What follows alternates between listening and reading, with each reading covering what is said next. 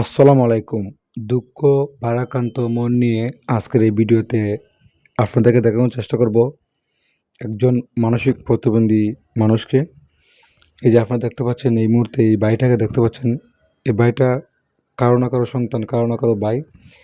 আমি এই যে বেবিস্টান এলাকায় এই এসি সেলুনে বসেছিলাম।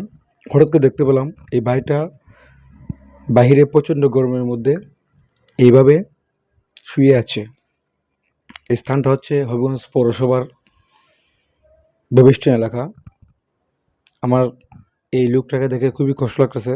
আসলে উনি কারো না কারো সন্তান, কারো না কারো ভাই, কারো না কারো আত্মীয়। আপনারা এই ভিডিওটা প্রচুর পরিমাণে শেয়ার করে দিবেন, যাতে এই ভাইটার পরিবার ওনাকে খুঁজে পায়।